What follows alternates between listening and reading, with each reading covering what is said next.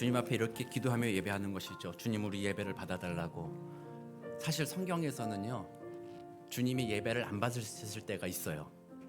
그 제사를 안 받으시고 멈출 때가 있어요. 그러나 하나님의 은혜가 우리가 뭐 예배 드리니까 하나님은 당연히 받으십시오 이게 아니라는 거죠. 하나님의 은혜가 우리의 예배를 받아주시는 것입니다. 그래서 오늘 우리가 드리는 이 예배가 하나님께 온전히 받아들여지는 예배. 그래서 하나님의 은혜를 힘입는 그런 예배가 되기를 소망합니다. 우리 오늘 주신 하나님의 말씀 보겠습니다. 누가복음 7장입니다. 누가복음 7장 좀 길지만 우리 40절에서 50절까지 말씀을 함께 보도록 하겠습니다.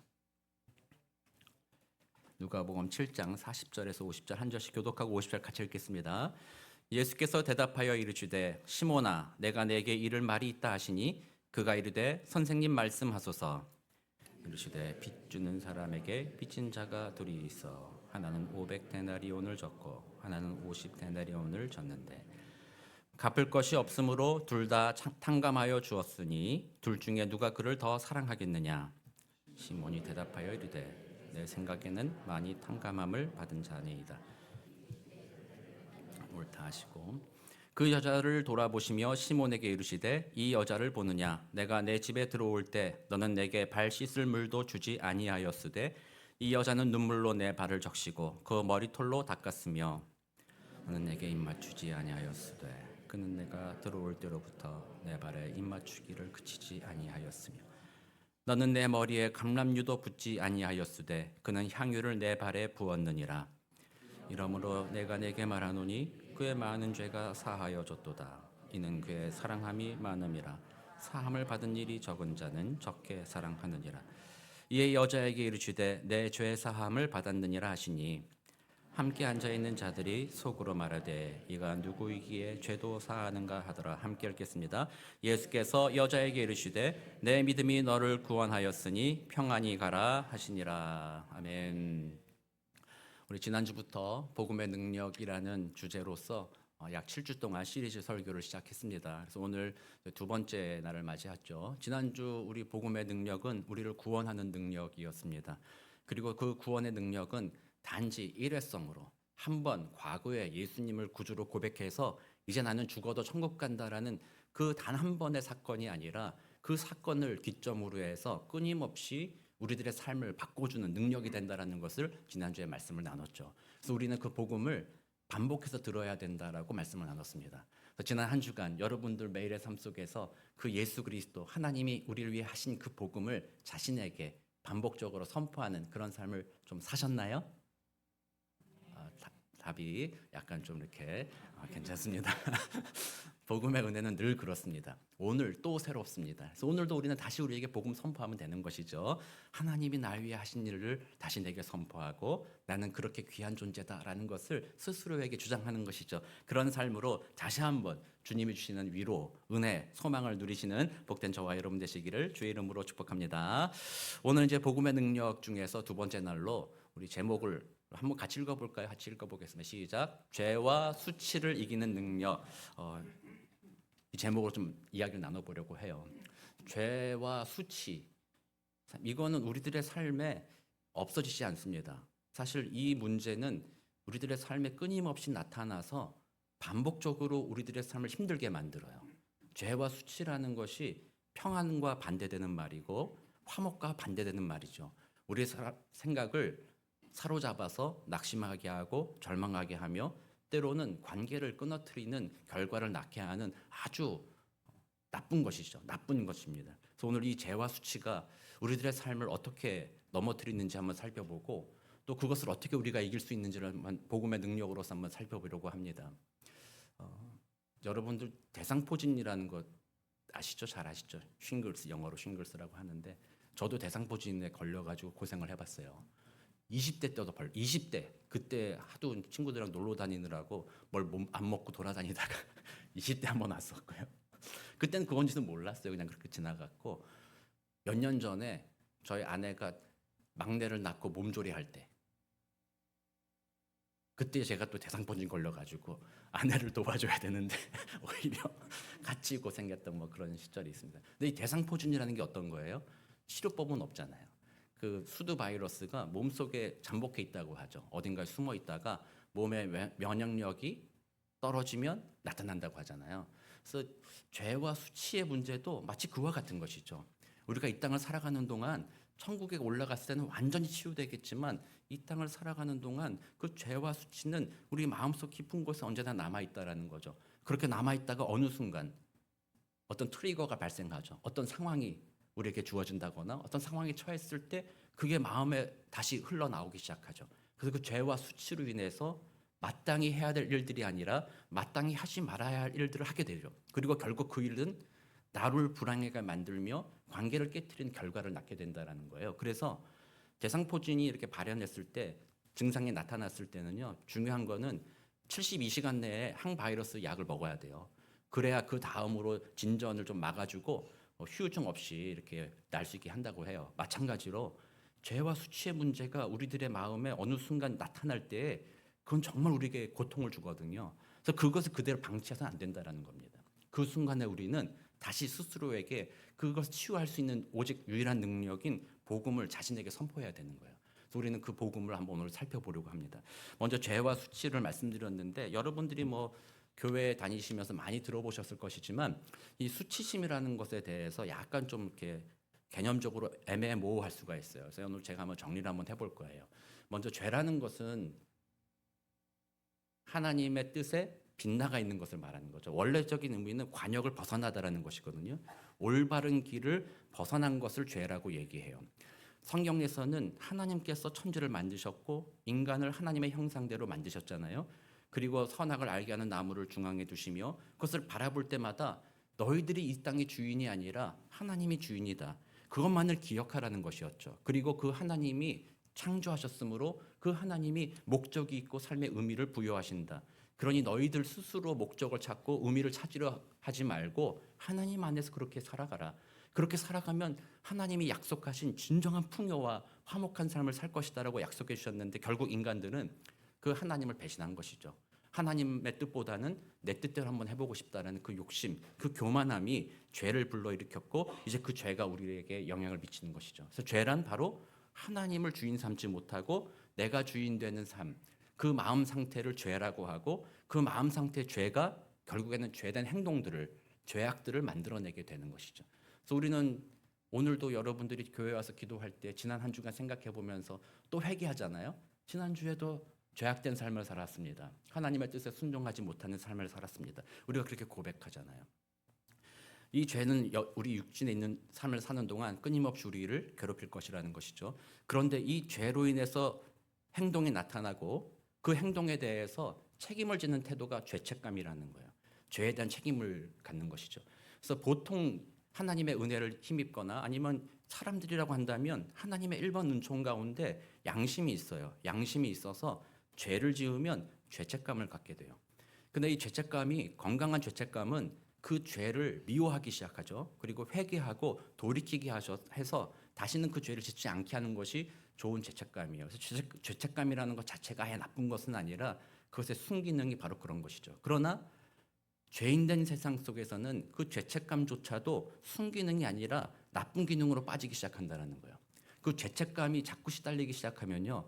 그 행동, 죄된 어떤 행동에 대해서 반성하는 마음을 넘어서서 이제는 그 죄를 짓는 나 자신에 대해서 수치심을 느낀다는 거예요. 나를 무가치하다고 생각하기 시작하는 거죠. 그래서 이렇게 얘기하죠. 나는 이것밖에 안 돼. 이런 방식으로 자기를 평가하기 시작하는 거예요.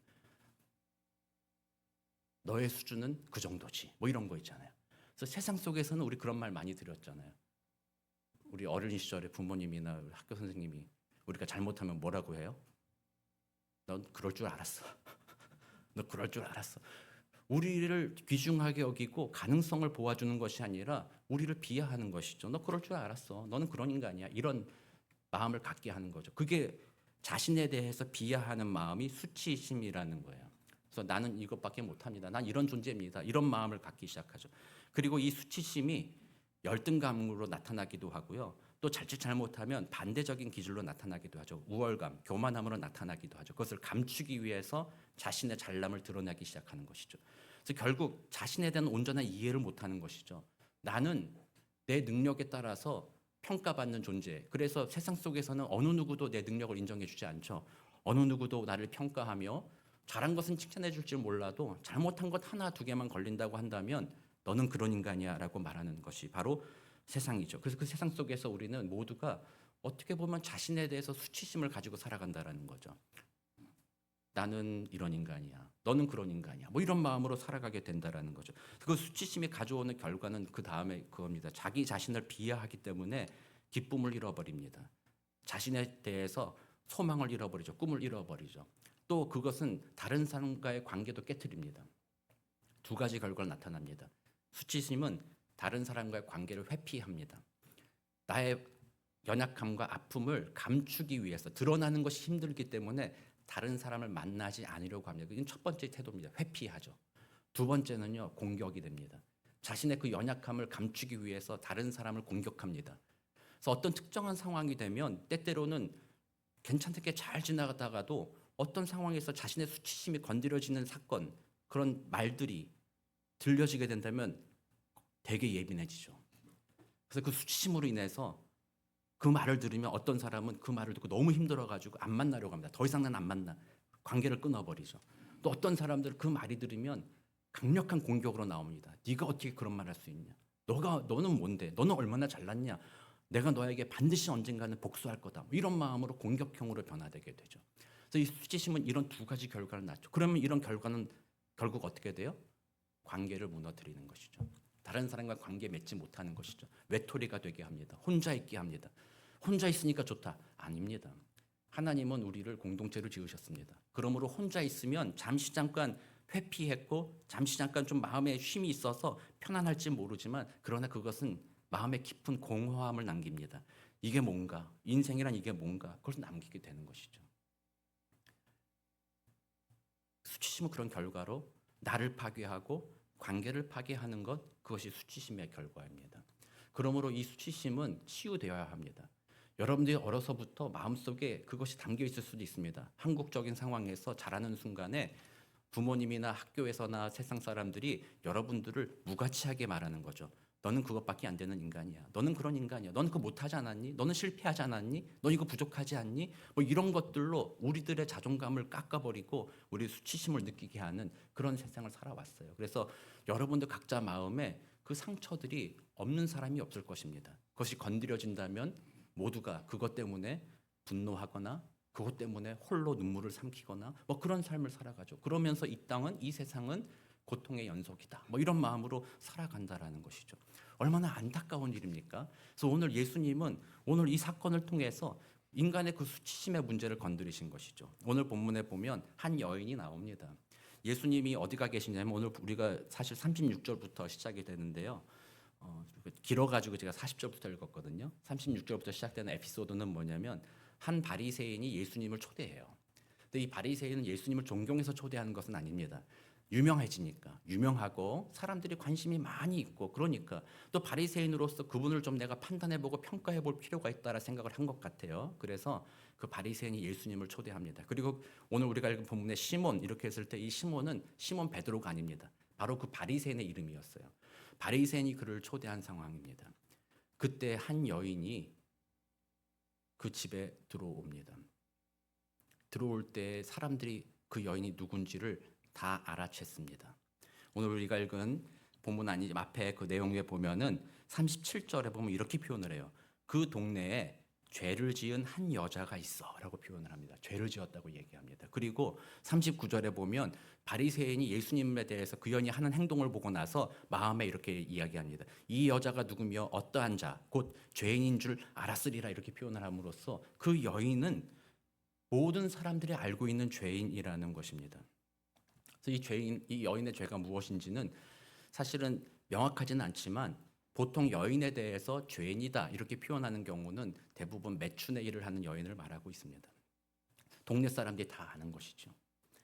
사실 뭐 매춘의 문제는 이 여성만의 문제는 아닙니다. 여성도 문제가 있겠지만 그 매춘 행위를 통해서 이익을 보는 남성의 문제, 또 그렇게밖에 살아갈 수 없게 만든 사회 구조적인 전체적인 문제이지 단지 그 여인만의 문제는 아니라고 저는 생각을 합니다만 어쨌든 오늘 본문에서는 그 여인이 그와 같은 죄를 지었다라는 것이죠.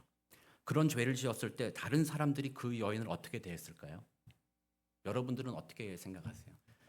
What would Jesus do? 제가 한번 소개해드리기도 했는데 교회에 어느 날인가 9시 예배를 드리고 있는데 뒷문을 열고 홈리스가 뛰쳐들어왔습니다. 여러분도 어떻게 하실 겁니까? 어이구야 뭐야? 아이고 뭐야 큰일 났다. 누가 들어온 거야? 바로 이 여인이 그런 사람과 같은 존재였다는 거죠. 그 바리새인의 집에 들어온 이 여인을 사람들이 보았을 때 저 여자가 감히 어떻게 여기를 들어와? 저 여자가 어떻게 여기를 와? 모든 사람들은 그 여자의 무가치함을 증명하는 자들이었습니다. 당신이 어떻게 이럴 수 있습니까? 특별히 바리새인 같은 경우는요. 죄인과 부정한 자와 가까이 하는 것조차도 꺼려했던, 혐오했던 사람들이었잖아요. 다른 여자와 이야기하는 것조차도 바리새인들은요 삼가했다라는 거죠. 심지어 자기의 가족들인 자기 아내와 자기 딸들하고도 같이 다닐 때도요 한 2m 떨어져서 오라고 그랬대요. 옛날에 우리 어르신들 그랬던 것처럼 떨어져서 와라. 그런데 그 거리에서 몸을 파는 그 여인이 들어왔을 때 모든 사람들, 그 당시 종교 지도자들과 바리새인들과 보통의 사람들은 그 여인을 보면서 어느 누구도 잘 왔다 얘기한 사람 없었죠. 감히 네가 어떻게 여기를 들어오나? 너 같은 인간이 어떻게 여기를 와? 이게 그들의 모습이었습니다. 그러므로 이 여인은 이미 자신의 죄를 모르는 여인이 아니었죠. 자신의 죄를 알고 있었어요. 그런데 그 사람들을 만날 때마다 그 죄에 대한 정죄, 판단으로 인해서 수치심이 정말로 극에 달한 것이죠. 마음에 나는 없어져야 할 존재, 모든 사람에게 환영받지 못할 존재, 나는 어쩔 수 없이 이것으로 돈을 벌어 먹고 살지만 저 남성들은 자신들의 쾌락을 위해서 나를 이용하니까 어느 누구도 나를 사랑하지 않으며 나를 그저 도구로 여긴다거나 아니면 무가치한 존재로 여긴다는 그런 시대적인 그 핍박을 당하고 살아갔던 여인이죠. 그 여인이 그 자리에 들어와서 무슨 일을 했습니까? 상상할 수 없는 일이죠. 그 여인이 오늘 앞에 보면요. 예수님의 뒤로가 그 발 곁에 서서 울며 눈물로 그 발을 적시고 오라고 되어 있습니다. 조용히 들어왔습니다. 다른 사람들의 눈에 띌까봐 혹은 다른 사람들이 비난하고 조롱하는 그 소리 그것 때문에 들킬까봐 조용히 들어왔습니다. 그리고 예수님 발 앞에 섰습니다. 그때 감정이 복받쳤죠. 인간적인 서름이 다가왔던 것이죠. 내가 이렇게 무가치한 존재인가? 자신의 수치심. 어머니는 왜 나를 낳았던가? 내 인생이 이렇게 고통스럽고 이렇게 다른 사람에게 비난받은 인생이라면 살 가치가 없는 것이 아닌가? 그 마음의 그 수치심의 울분이 그 아픔이 마음에 와닿으며 눈물이 흘러내리기 시작한 것이죠. 이 여인은 예수님의 이야기를 들었을 것입니다. 예수님은 다른 랍비들과 달랐죠. 교회 지도자들, 종교 지도자들과 달랐습니다. 오늘 바리새인도 그렇고 종교 지도자들은요. 그 여인을 무시했죠. 가까이 할 수 없는 인간들이라고 말했습니다. 그들은 사회 지도자였습니다. 하나님의 말씀을 가르쳤습니다. 많은 사람들이 존경했죠. 높임을 받았죠. 그러므로 그들은 함께 모여서 자기들끼리 의롭다 칭하며 지내던 사람들이었습니다. 그러나 예수님의 소식을 들어보았더니 예수란 사람이 있어. 그게 누군데? 그 사람을 가르치는 걸 보니까 정말 권위가 있어. 보통 웬만한 랍비보다도 그 가르침이 위대하고 탁월해. 야, 그렇게 위대한 분이 있어? 그런 분이라면 우리가 어떻게 가까이 갈 수 있겠니? 그분은 우리 할 수 없겠지. 그랬는데 가만히 보니까 그 예수님이 뭘 하셨어요? 누구의 친구가 되어 주셨어요? 죄인과 세리와 매춘부들의 친구가 되어 주셨다라는 거예요. 강대상에서는 전능하신 하나님의 말씀을 담대하게 선포하는 예수님이셨지만 삶의 자리에 내려가서는 스스로 의롭다 여기는 바리새인들과 의롭다 여기는 자들의 친구가 아니라 사람들이 수치감을 주는, 수치심을 주는 버려진 사람들, 그 사람들의 친구가 되어주셨다는 거죠. 이 여인이 그 이야기를 들었을 때 마음에 어떤 기분이겠어요? 나에게도, 그 예수님이 나에게도 찾아올까? 그 예수님이 나도 만나줄까? 그 예수님에 대한 소문을 듣고 예수님에 대한 그 만나고 싶은 그 열망, 그게 있었지 않겠습니까? 그래서 이 바리새인 자기 동네에 예수님 오셨다고 했을 때 감히 자기 집에 초대하지는 못하고 그저 한 번 얼굴이라도 뵐까? 마음의 향유를 마음에 품고 가장 값비싼 향유를 마음에 품고 살금살금 예수님의 뒤쪽 발뒤로 다가가 그 앞에 섰을 때 그 모든 서름이 터진 것이죠. 내가 이렇게밖에 살 수 없는 존재인가? 다른 사람들의 눈을 피해야 하는 존재, 없어져야 하는 존재. 그 억눌린 마음에 폭발하면서 눈물이 쏟아졌고, 그 눈물이 예수님의 발을 적시자 당황한 거죠. 나의 눈물로 예수님의 발을 더럽혔으니 어떡한다. 자신의 머리털로 그 발을 닦습니다. 먼지와 눈물로 범벅이 된 그 발을 닦습니다. 그리고 자신이 가지고 온 향유, 가장 귀한 것이죠. 원래는 손님이 오면 귀한 손님에게는 머리에 감람유를 붓습니다. 그러면 이 향유는 감람유보다 훨씬 더 소중한 것이니 머리에 부어야 하는 것이죠. 그러나 이 여인은 감히 내가 이 예수님의 머리에 이것을 부을 수도 없다. 그의 발꿈치에라도 이것을 붓는 것으로 그를 향한 위대한 존경심을 내가 표현하겠다. 그 마음으로 그 여인은 그날 자신의 머리털로 그리스도의 발을 닦으며 그 향유를 부었습니다. 바리새인의 반응은 어땠습니까? 마음으로 생각했습니다. 저 예수 너 문제 있어. 아니 어떻게 저렇게 죄인된 여인이 그가 누구인 줄 알았더라면 호통을 쳤어야지. 아니 감히 네가 뭔데 여기 와가지고 분위기를 깨고, 감히 네가 뭔데 와서 내 몸에 손을 대며 머리털로 내 발을 닦느냐. 그 값비싼 향유를 감히, 너는 올 자가 아니다. 모든 사람이 그렇게 기대했죠. 예수님이 그렇게 하실 줄은. 바리새인도 그렇게 했고 모두 다. 그래서 그 여인이 수치심을 더 깊게 눌려서 너는 여기 자격 없으니 어서 떠나가라. 이것을 모두가 기대했죠. 그러나 예수님은 어떻게 하셨어요? 정반대, 역전시켜 버렸어요. 바리새인을 향하여 말합니다. 너는 나를 초대해 놓고서도 너는 내가 들어올 때 발 씻을 물도 주지 아니하였고 내 머리에 기름도 붓지 아니하였다. 너는 교만하여서 나를 무시하였다. 너의 의로움으로 너는 살아가고 있다. 그러니 많은 사람들에게 칭송받는 너는 정죄받아 마땅하다. 그러나 이 여인은 거기서 칭찬합니다. 많은 사람들 앞에서 모두가 그 여인을 비난하고 내칠 줄 알았던 그 기대를 하고 있는 그 순간 예수님은, 이 여인은 그러나 나를 사랑함으로 그 사랑으로서 이 일을 행했다라고 그 여인을 인정해주고 칭찬해준 것이죠. 그 순간 그 여인의 마음에 불안했던 마음과 수치스러웠던 그 마음이 씻기는 것을 경험했을 것입니다. 모든 사람이 나를 무가치하게 대하고 나를 이용할 뿐인 이 세상 속에서 예수님 그분만은 내가 죄인됨을 아시는 분임에도 불구하고 나를 인정해줬다. 나를 받아주었다. 예수님의 그 말은 너는 무가치한 존재가 아니다. 너가 행한 이 행위 아무것도 아닌 것 같아 보이고 작은 것 같아 보이나 나는 그 행위를 귀중하게 여긴다. 그러니 내 눈에서는 너는 귀중한 존재다라고 예수님이 그 여인을 받아준 것이죠. 세상 사람과 완전히 다른 것입니다. 그의 수치를 갚아준 것입니다. 오늘날 우리들에게도 마찬가지입니다. 우리의 수치심, 나는 감히 하나님 앞에 나갈 만한 사람도 아닙니다. 혹은 세상 사람들이 말하기를 너 같은 인간이 뭐 이렇게 우리를 자꾸 수치스럽게 만들고 넘어뜨리게 하려 할지라도 주님은 우리를 그냥 그 모습 그대로 받아주신다라는 것이죠. 하나님은 그 모습 그대로 우리를 사랑하신다라는 것이죠. 어디서 그 사랑을 얻을 수 있겠습니까? 주님만, 우리 주 예수님이 우리에게 그 사랑을 베풀어 주신다는 것입니다. 그분 앞에 꾸밀 필요가 없습니다. 그분 앞에 숨길 필요가 없습니다. 그분 앞에 나가는 것이죠. 그분은 그 수치심을, 우리의 자존감을, 수치심을 없애시며 우리의 자존감을 다시 일으켜 세우는 분이시죠. 그런데 예수님은 거기에 멈추지 않습니다. 결국 예수님이 나중에 하신 말씀이 뭐예요? 그 수치심을 유발하는 원래 문제를 해결해 줍니다. 뭐라고 얘기했습니까? 내 죄사함을 받았느니라. 아니 이게 얼마나 놀라운 일입니까? 제가 처음 말씀드린 대로 이 수치심은 내 죄로 인해서 결과적으로 나온 것이라는 거죠. 그러므로 수치심, 너는 귀중한 존재다라고 말하는데 왜 네가 귀중한 존재이냐?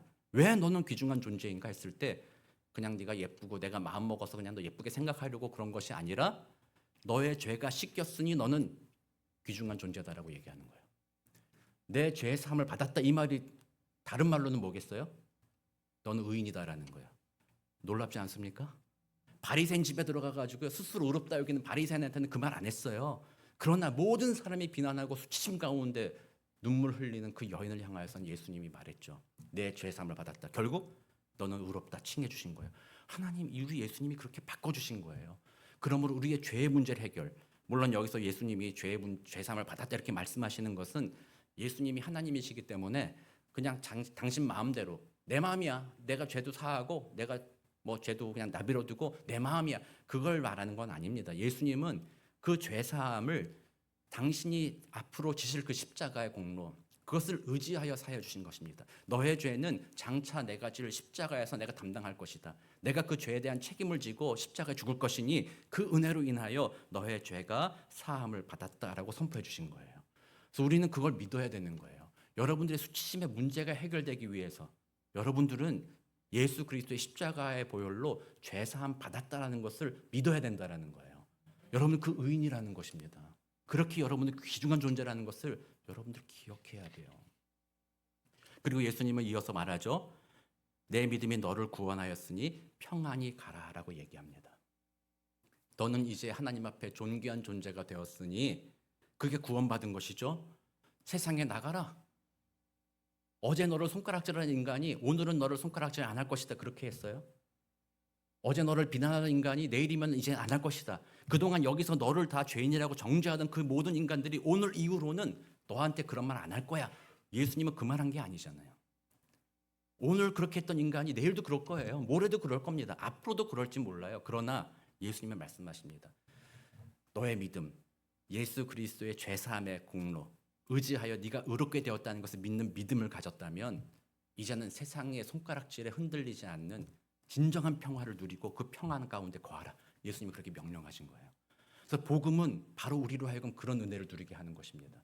우리가 행했던 것, 과거에 행했던 모든 것들이 우리의 가치를 증명하는 것이 아니라 예수 그리스도의 십자가의 공로, 그분이 우리를 사랑하셨기 때문에 그분의 하신 일이 바로 우리의 가치를 결정한 거예요. 우리는 그분 안에서 하나님의 존귀한 자가 되었다라는 거예요. 전능하신 하나님을 믿잖아요, 우리는. 아멘.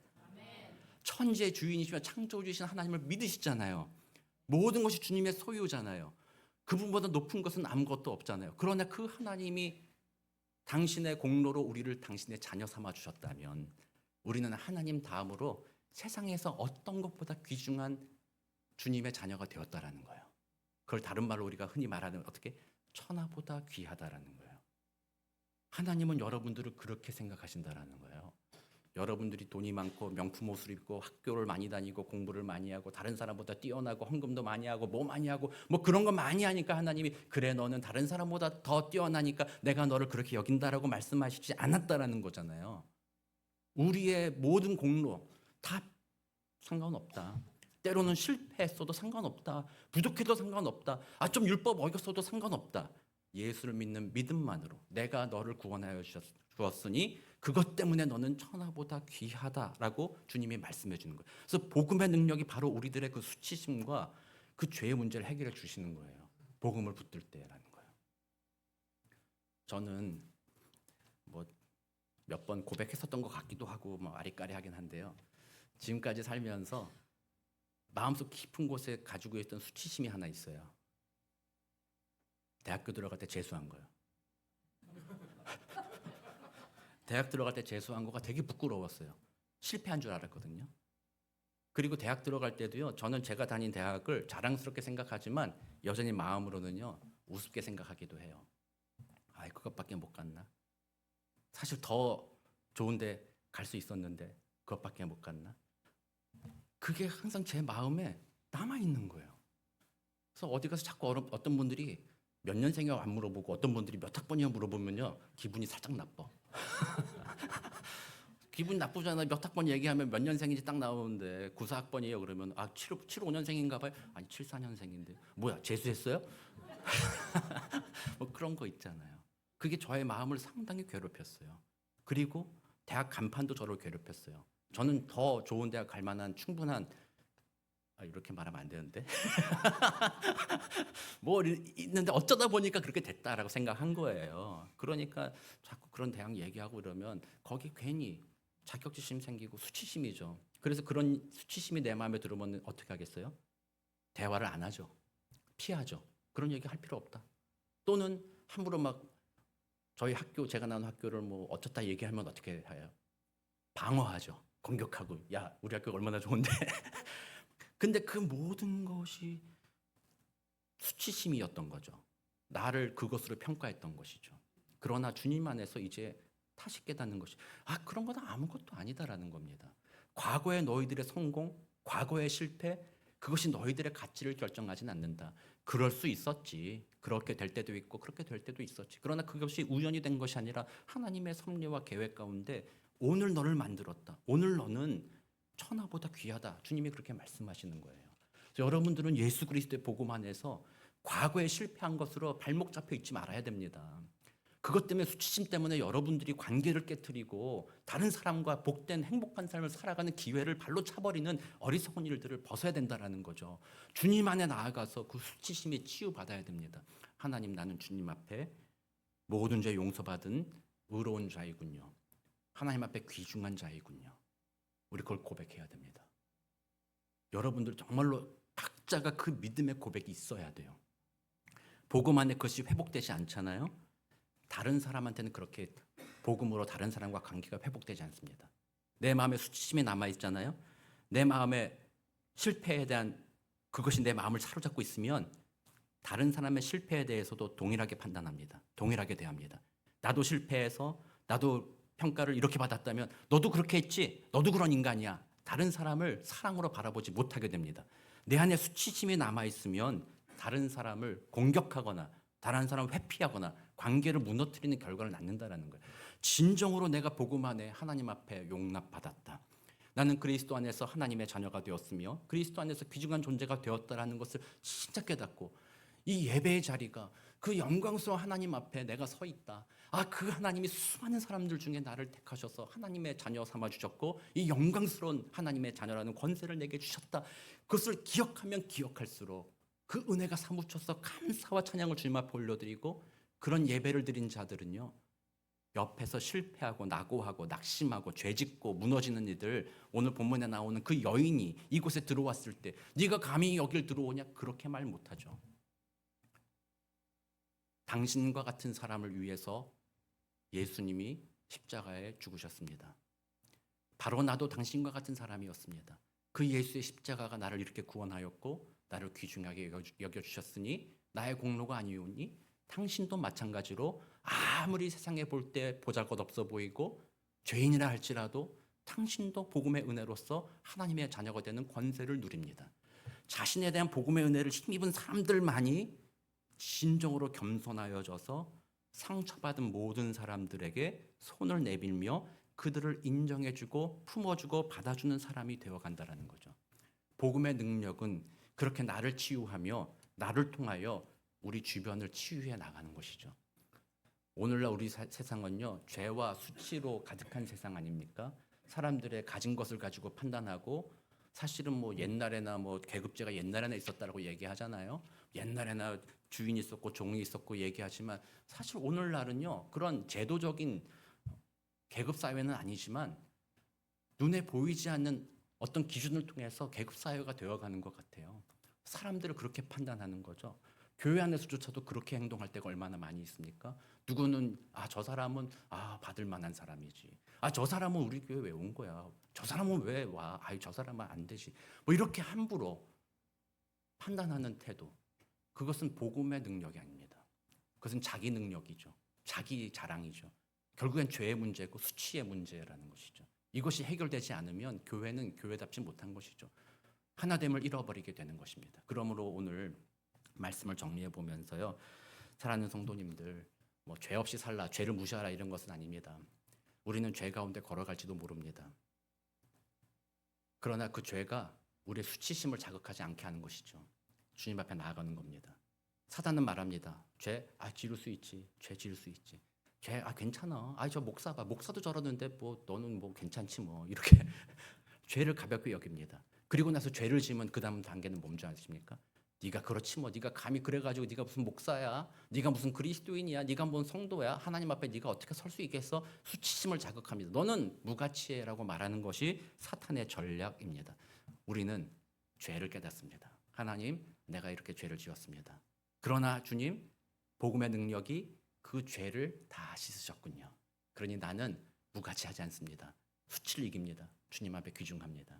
그러므로 그 은혜를 힘입으면 내가 그 귀중한 삶을 이제 살기를 원합니다라고 내 삶이 변화되어 가는 것이지요. 사랑하는 성도 여러분, 오늘 주님이 우리한테 말씀하십니다. 내 죄사함을 받았느니라. 아멘. 여러분들의 과거의 죄, 현재의 죄, 미래의 죄, 여러분들의 죄 사함을 그리스도 안에서 이미 받았느니라. 그리고 또 말합니다. 그것을 믿는 그 믿음이 너를 구원하였으니 평안히 가라. 세상의 풍파 속으로 평안히 가라. 세상이 알지 못하는 평안을 너에게 주노라.